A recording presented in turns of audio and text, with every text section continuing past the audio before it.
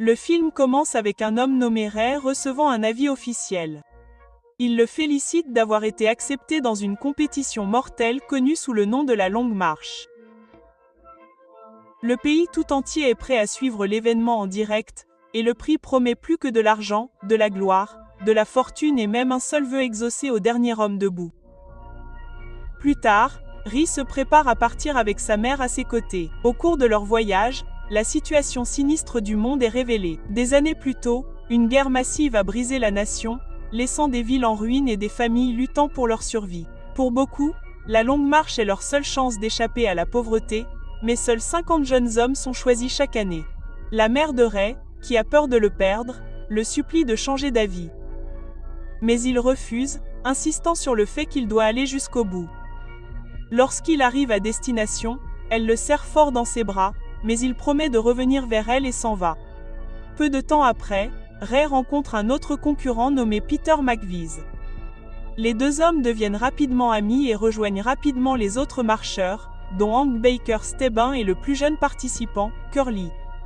Peu de temps après, le cerveau de la Longue Marche fait enfin son apparition, connu sous le nom de Major. Il s'avance et commence à appeler les noms des concurrents un par un. Chaque garçon sort de la file, accepte une étiquette en métal et retourne à sa place. Lorsque les 50 sont tous là, le Major prend un moment pour s'adresser à eux. Il rappelle au groupe que le pays ne s'est jamais complètement remis de la guerre. Les villes sont détruites, l'industrie est faible et les gens sont agités. Pourtant, chaque année, la Longue Marche suscite l'enthousiasme, remonte le moral et rétablit un sentiment d'ordre. Selon lui, la véritable maladie de la nation n'est pas la pauvreté, mais la paresse. C'est pour cela que cet événement existe, pour rappeler à tous que la discipline et l'endurance sont la clé de la survie. Une fois le discours terminé, il explique les règles dans les moindres détails. Chaque participant doit continuer à marcher à une vitesse d'au moins 3 mètres par heure. Si l'un d'eux ralentit, un avertissement sera donné. Un deuxième faux pas signifie un autre avertissement. Au troisième, ils sont en grave danger, et s'il échoue à nouveau, ils seront définitivement exclus du concours. Il n'y a pas de ligne d'arrivée, pas de point d'arrêt, et un seul survivant. Sur ce, le Major lève son pistolet et tire en l'air, donnant officiellement le coup d'envoi de la marche.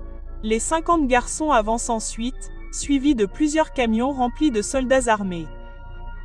Ri remarque à quel point le paysage semble vide et désolé et un concurrent nommé Barkovitch répond que le Major n'autorise pas les foules avant plus tard, bien que les habitants puissent regarder de côté s'ils vivent le long du parcours.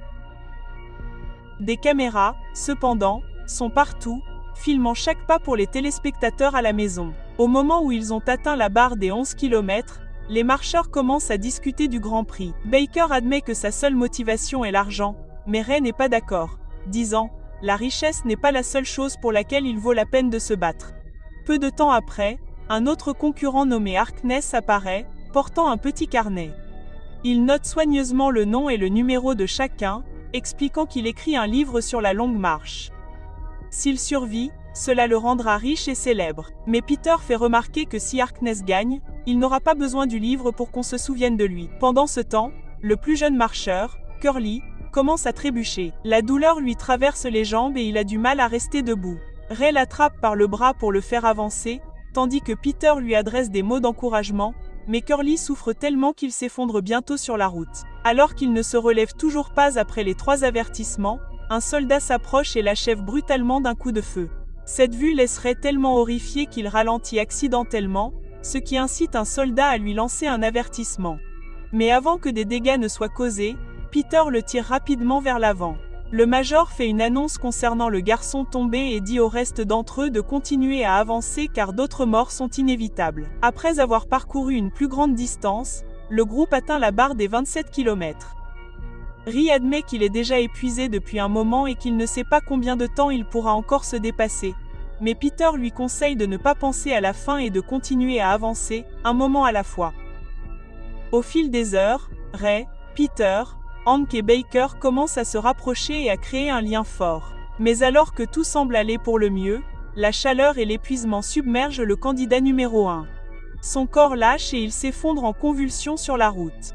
Certains marcheurs s'inquiètent pour lui, mais Barkovitch rit et se moque de la souffrance du garçon. Les soldats lancent des avertissements et, comme le garçon ne se remet pas, il est exécuté. Étonnamment, Barkovitch célèbre sa mort, disant à tout le monde qu'ils devraient être heureux car cela augmente leurs chances de gagner. Au moment où ils atteignent le point des 25 miles, Barkovitch porte son attention sur un garçon nommé Rank. D'abord, il se moque du nom du garçon, puis, il franchit la ligne en insultant sa mère. Rank perd son sang-froid et se jette sur Barkovitch, mais il le rate et tombe lourdement au sol. Les autres lui crient de se relever, mais il n'y parvient pas à temps, et bientôt les soldats lui tirent dessus. Le spectacle rend Ray et Peter furieux, et ils accusent Barkovitch de meurtre. Mais le psychopathe insiste sur le fait que ce n'était pas de sa faute puisqu'il n'a même pas touché le garçon. Plus tard, un autre concurrent cherche désespérément à se soulager. Il ne peut pas continuer à marcher et ralentit.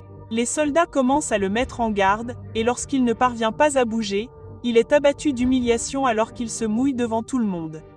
Knight finit par tomber et les garçons ne courent plus que par pure volonté. Ri commence à s'endormir et rêve même de sa mère, mais Peter le secoue pour le réveiller et lui dit de rester concentré. Ri avoue à quel point elle lui manque, et Peter tente de le rassurer en lui disant qu'il la reverra bientôt.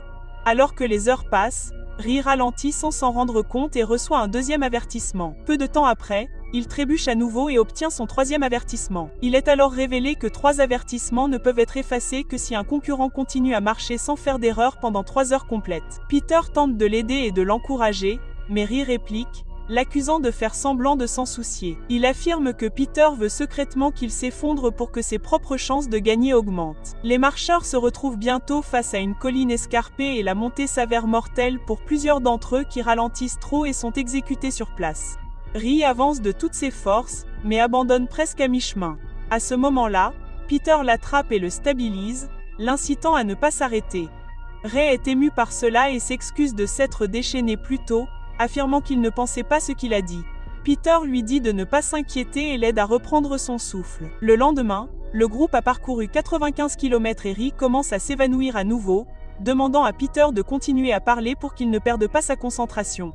Ri admet alors qu'il veut gagner, non seulement pour survivre, mais aussi parce qu'il sent qu'il a un but plus élevé. Vers le kilomètre 107, Hank a du mal à tenir. Ses pas sont faibles et tremblants, et bien que Peter essaie de le surveiller, Hank ne fait que répliquer par des insultes avant de trébucher en avant. Harkness, quant à lui, est dans un état pire. Il a la cheville tordue et il a du mal à suivre le rythme. Il reçoit un avertissement pour avoir ralenti et Ray tente de l'encourager, mais son corps le lâche complètement. Ses avertissements ayant disparu, il est exécuté par les soldats. Ray et Peter sont anéantis par sa mort, mais Barkovitch se moque d'eux, leur suggérant d'écrire un poème ou une chanson à la mémoire de leur ami. Peter perd son sang-froid et le traite une fois de plus de meurtrier, ce qui déclenche une nouvelle dispute animée. Lorsque le groupe atteint enfin le cap des 160 km, le commandant les félicite d'avoir tenu si longtemps, mais le moment est écourté lorsqu'un garçon désespéré se précipite soudainement vers un bâtiment voisin, espérant s'échapper. Il est abattu avant même d'atteindre la porte. À 165 km, les garçons survivants commencent à discuter de ce qu'ils souhaiteraient s'ils parvenaient à gagner. Baker dit qu'il demanderait une fusée pour aller sur la Lune. Tandis que Hank déclare avec insolence qu'il veut 10 femmes nues, Peter plaisante en disant qu'il souhaite 2 gagnantes au lieu d'une. Quand vient le tour de Ray, il dit qu'il voudrait changer tout le système. Les autres font rapidement remarquer que c'est impossible puisque les souhaits ne peuvent pas modifier directement l'état. Alimenté par la frustration, le groupe commence à crier et à maudire le commandant et toute la longue marche. Cette nuit-là, il pleut beaucoup, ce qui rend tout le monde vraiment mouillé. Ray a du mal à garder les yeux ouverts, alors Peter le laisse s'appuyer contre son épaule pour se reposer quelques instants tout en continuant à marcher. Au moment où commence le 3e jour, ils ont déjà parcouru 231 km et leur état s'aggrave rapidement. Lors d'un rare moment de calme, Ri se confie à Peter sur son passé. Il explique que son père lui enseignait la philosophie, la musique et d'autres matières qui étaient interdites par les autorités. Le gouvernement considérait ces enseignements comme une trahison. Et un jour, le major lui-même confronta son père, exigeant qu'il jure fidélité à l'État et abandonne ses leçons interdites. Son père refusa, ce qui conduisit à son exécution immédiate. Ri finit par révéler que la véritable raison pour laquelle il s'était joint à la longue marche était de tuer le major et de venger la mort de son père. S'il gagne, il prévoit de demander une carabine comme prix et de l'utiliser contre l'homme qui a exécuté son père.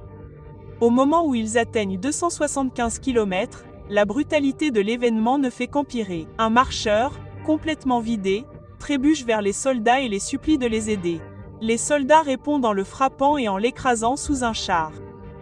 Peu de temps après, un autre concurrent perd la tête, se déshabille et s'éloigne dans la mauvaise direction.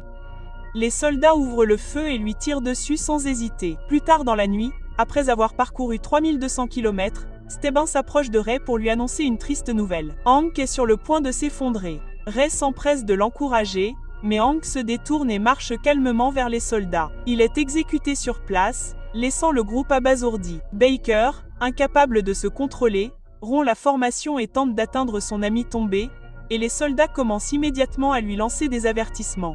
Heureusement, avant qu'il ne se fasse tuer, Ray l'attrape et le traîne en avant, en criant que Hank est parti et qu'il n'y a rien à faire. Le lendemain commence et le groupe a déjà parcouru 209 miles. Les seuls survivants sont Ray, Peter, Barkovitch, Steban, Baker et Parker. Lorsqu'ils réalisent que Hank était le seul d'entre eux à avoir une femme qui l'attendait, ils conviennent que le gagnant doit s'assurer qu'elle reçoive l'argent du prix. Aucun d'entre eux ne demande à Barkovitch de contribuer, ce qui l'isole clairement. Se sentant exclu, Barkovitch s'approche de Ray et avoue qu'il est hanté par la culpabilité de la mort de Hank. Il s'excuse et demande à être accepté dans le groupe. Ray le laisse faire, mais peu après, le comportement de Barkovitch devient bizarre. Son esprit commence à se détraquer et, dans un accès de colère, il se précipite et se poignarde à la gorge. Les soldats l'achèvent rapidement tandis que les autres, profondément ébranlés, n'ont d'autre choix que de continuer à marcher. Cette nuit-là, le groupe épuisé commence à chanter ensemble pour se remonter le moral et continuer à avancer. Au 5e jour, ils ont déjà parcouru 446 km et la route traverse désormais la ville où vit la mère de Ray. Parker souligne que Ray a de la chance de revoir sa mère, mais Peter insiste sur le fait qu'il s'agit en fait d'une malédiction, car cela ne fera que lui rendre les choses plus difficiles. À 460 km, ils arrivent enfin dans la ville natale de Ray. L'une des bottes de Ray se brise et Baker lui conseille d'enlever les 2 chaussures, l'avertissant que des pas déséquilibrés l'épuiseraient encore plus vite. Bientôt, Ray aperçoit sa mère dans la foule. Au début, il fait signe de la main de loin, mais incapable de se retenir, il court vers elle et la supplie de la serrer dans ses bras. Ce geste imprudent lui vaut des avertissements répétés, et sa mère le supplie de partir avant qu'il ne soit tué. Alors que les soldats s'apprêtent à tirer, Peter ramène Ray dans le rang, le forçant à continuer d'avancer et le sauvant d'une mort certaine. Après être passé par la ville natale de Ray, Peter finit par s'ouvrir à son propre passé douloureux. Il dit à Ray qu'il marche depuis aussi longtemps qu'il s'en souvienne. Depuis qu'il a perdu ses parents à la guerre. Après cela, il a été recueilli par son oncle qui l'a battu jusqu'à ce qu'il meure alors que Peter n'avait que 10 ans. Livré à lui-même, Peter a rejoint d'autres enfants des rues et a survécu en volant et en se battant. Une bagarre s'est mal terminée lorsqu'un garçon l'a tailladé avec un couteau, lui laissant une cicatrice. Il s'est réveillé à l'hôpital par la suite. Mais au lieu de blâmer l'agresseur, il s'en est voulu à lui-même. À partir de ce jour, il a fait le vœu que, peu importe à quel point les choses allaient mal, il essaierait toujours de trouver la lumière. Il explique que s'il gagne, il veut utiliser l'argent du prix pour aider les orphelins comme lui, ce qui laisse Ray profondément ému. Lorsqu'il atteigne 306 miles, Steban prévient le groupe que personne ne doit plus s'entraider. Tout le monde est d'accord, même si cela semble froid et dur. Peu de temps après, le nez de Baker se met à saigner abondamment, mais personne n'intervient à cause de la règle. Puis Parker pète un câble. Il se jette sur un soldat, attrape son fusil et le tue sur le coup. Parker commet alors l'impensable, ce qui laisse ses amis horrifiés. Ce soir-là, le saignement de nez de Baker s'aggrave, et Peter et Ray enfreignent la règle en l'aidant, mais Baker sait qu'il ne tiendra pas. Il leur tend un médaillon et les supplie de le donner à sa grand-mère s'ils réussissent. Il leur fait également promettre de ne pas se retourner lorsqu'il sera exécuté. Il tente de le faire marcher, mais Baker refuse. Son corps lâche et les soldats mettent fin à ses jours brutalement. À la tombée de la nuit, la marche a atteint 326 miles. Seuls Ray, Peter et Steban restent, traversant un long pont sous la surveillance du major. Ray pète les plombs et commence à insulter le major, mais le vieil homme se contente de sourire en coin, affirmant que cette rage est exactement le genre d'instinct de tueur qu'il recherche chez un gagnant. C'est alors que Steban révèle la vérité. Il est en fait le fils illégitime du major. Il dit qu'il souhaitait vivre dans la maison de son père, mais que son corps le lâche désormais. Il dit à Peter et Ray que cela a été un honneur de marcher avec eux et leur souhaite bonne chance avant de s'arrêter et de laisser les soldats lui tirer dessus. Il ne reste plus que Ray et Peter.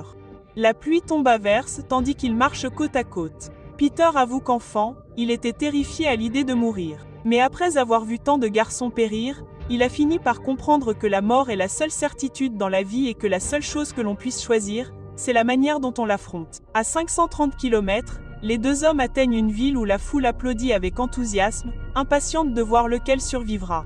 Peter s'arrête soudainement et dit qu'il veut abandonner pour que Ray puisse gagner et retourner auprès de sa mère. Mais Ray refuse et exhorte Peter à continuer à marcher, promettant qu'ils continueront ensemble.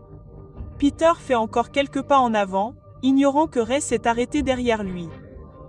Avec 3 avertissements déjà accumulés contre lui, Ray est immédiatement exécuté. Les balles du soldat le transpercent et le major tire lui-même le dernier coup. Lorsque Peter réalise ce qui s'est passé, il s'effondre tandis que la foule rugit pour célébrer sa soi-disant victoire. Le major s'avance alors et le félicite d'être devenu le vainqueur de la longue marche. Il demande quel sera le souhait de Peter. Luttant pour rester calme, Peter demande une carabine de soldat, disant qu'il veut la transmettre à ses futurs enfants comme symbole. Les soldats hésitent à la leur donner, mais le major insiste, affirmant que Peter ne fera de mal à personne puisqu'il est un homme qui veut rendre le monde meilleur. Dès que Peter saisit le fusil, il le lève et le pointe droit sur le major. Le vieil homme tente de le calmer, l'exhortant à ne pas gâcher sa victoire, mais Peter, affligé, dit « C'est pour Ray », avant d'appuyer sur la gâchette, tuant le major sur le coup. Le film se termine avec Peter lâchant son arme et marchant seul sous la pluie, trempé.